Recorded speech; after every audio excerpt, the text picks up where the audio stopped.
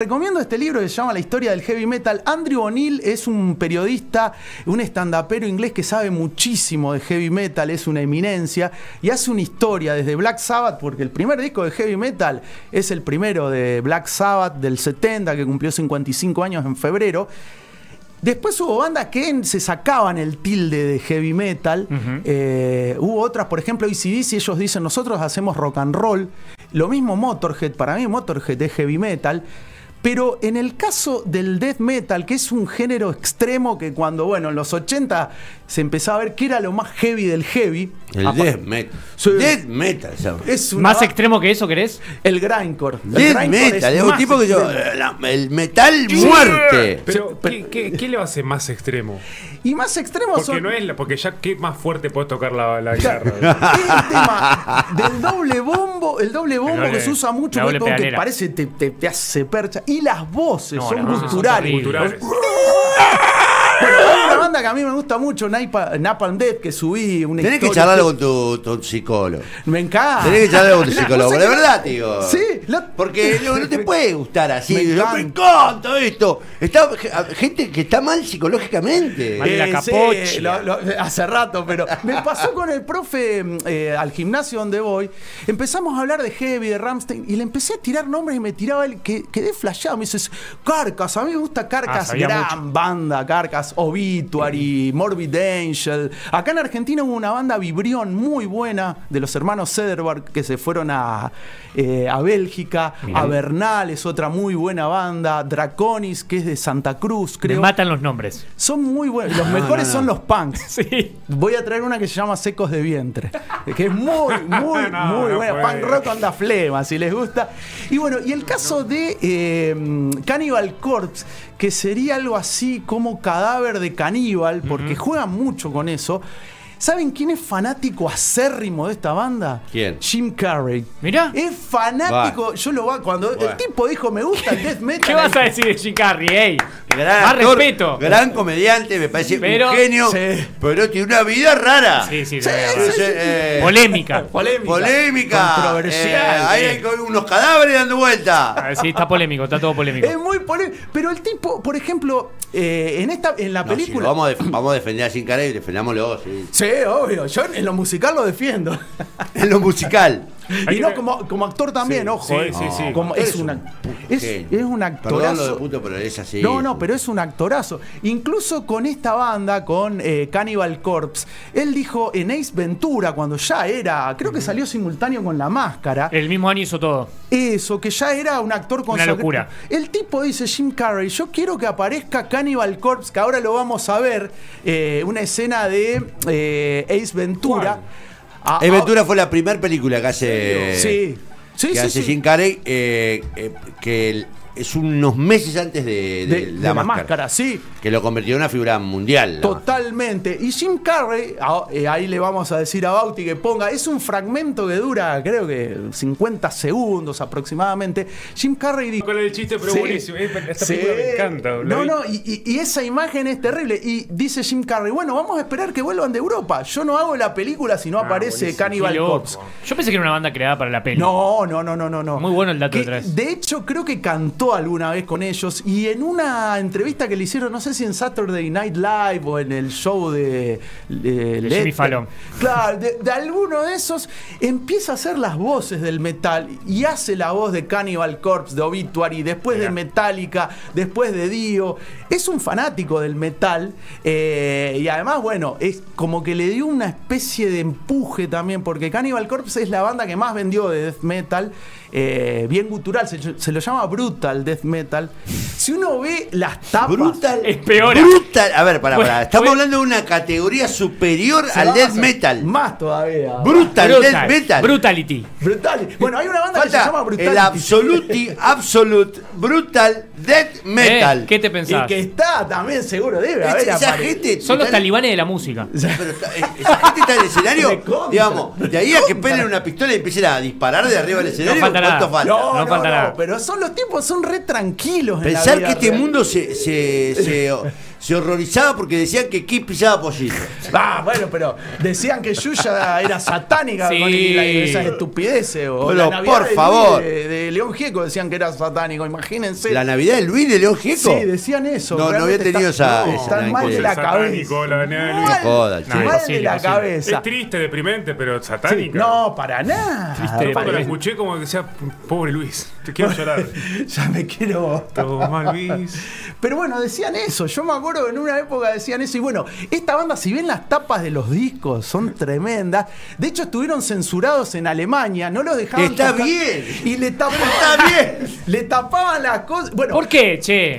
Porque son y bueno, genera qué conservadores. O sea, lo que se censura después genera el doble de... Lo charlamos ayer. El morbo. Bueno, yo me acuerdo, hay un disco que a mí me encanta de Brujería, que es una banda death metal mexicana que está en Faith No More, The Slayer, hay una mezcla rara con el pinche Juan como cantante que murió creo que el año pasado, y tenía un disco que se llamaba Matando Güeros, que casi me lo compro en el Submarino Amarillo cuando existía el gran Roberto Manente. Qué hermoso. Y la tapa era una cabeza que la tenían así. Yo pensé que era mentira. Y era un narcotraficante que todo verico. Y le habían puesto justamente el güerito al nombre, a la cabeza. Y la tapa del disco venía ensobrada con un celofán negro. La superación es total. Yo me iba a comprar ese disco, me arrepiento toda la vida. El celofán era para que ahorcaras y asfixiaras a alguien. Y bueno, esa tapa venía ahí toda cubierta. ¿Cómo pedís ese CD? No, que está a la como venta. Era como ir a pedir preservativo en la farmacia antes. Peor. O cuando ahora a mayor edad tenés que pedir ¿cómo se llama? La pastilla para la felicidad. Es lo mismo, digamos. Para mí hay un registro de la policía con esos discos por las dudas para buscar ahí primero. Pero no. Pero vos sabés que no. Te venían con el celofán negro. Pues yo me acuerdo que ese lo veo con el celofán negro. Me compré el de Secos de las revistas pornos. Sí. Casi. Se venían revistas pornos. Sí, Kioscos. Tal cual. Y vos tenías que sacar ahí y decir, aparecía el güerito. Que bueno, que matando. Brujería tiene una canción que se llama La Migra, que es buenísimo, que habla justamente de lo que es la odisea de mexicanos para pasar a Estados Unidos. Y bueno, le pegan con todo a Estados Unidos, obviamente. Antiimperialismo, todo eso. Ahí. Pero hay que matar a todos. Una canción bien fuerte con letra en castellano. Mirá. Pero venían, los de Cannibal Corpse. Yo casi me compro una remera, me acuerdo una vez, tenía un ojo gigante, no sé qué era, pero a mí son bandas que me gustan, no lo escucho todo el tiempo, incluso en un foro de internet, o no me acuerdo qué decían, ¿por qué escuchás Cannibal Corpse? ¿Por qué? A mí me desestresa, no escucho todo el día. Mirá qué bien. Pero, por ejemplo, yo cuando cursaba las... Pará, hablemos de eso un segundo. Me encanta. ¿Cómo te desestresa? Sí, yo escucho death metal y me tranquiliza. Banco, y es como que... Banco, suelta. Pero es al revés. No, a mí al revés. No, yo estaría preocupado si lo escucharía todos los días. No, todos los días ni loco. No, pues te pega un corchazo si te escuchas todo el día. Pero bueno, a mí me pasaba en las épocas de estudiantes universitario que me ponía Pantera, el Vulgar Display of Power, para estudiar porque me necesitaba mover. Estaba y yo estaba con el cassette y me lo había grabado una compañera que en realidad el hermano era fanático de Pantera. Y tenía el cassette ahí, el TDK, no me acuerdo, y ahí, terrible. Ahí está la tapa de Secos de Vientre. No. Ese disco lo tengo. Ese disco lo tengo. Eso. Es un muchacho. Bueno, huelgan las explicaciones, pero ese disco después lo voy a traer. Nos preguntamos por qué Chiquitapia tan nada. ¿Y qué quiere? Bueno, este disco es del 94. Chiquitapia era barrendero en el 94. Claro. Ponele. Sí, no era... Sí. Aspirante. Bueno. Además. La hizo bien el Chiquitapia. Tuvo con la cabeza que está. Bueno, con Cannibal Corpse, como decía, cambió de cantante. El cantante se llama George Corpsegrinder. Que los fanáticos del metal extremo tienen el cuello grande. Esto lo dice este muchacho Andrew O'Neill, porque vieron que están todo el tiempo moviendo la cabeza así. Llega un momento que es como que tenés esteroides en el cuello y te hace percha el cuello. Y la mayoría de los cantantes, fíjense las lanas que tienen, que son tremendas.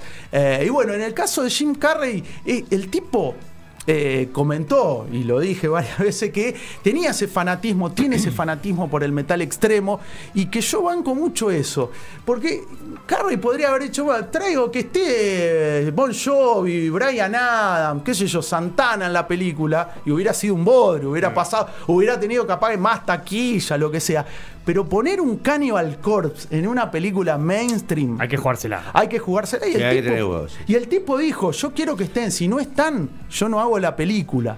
Y bueno, y en este libro que recomiendo, acá van a encontrar la historia incluso del black metal, que es este género que explota en Noruega, que está en llamas en Noruega literalmente, y cómo va surgiendo, quiénes son los primeros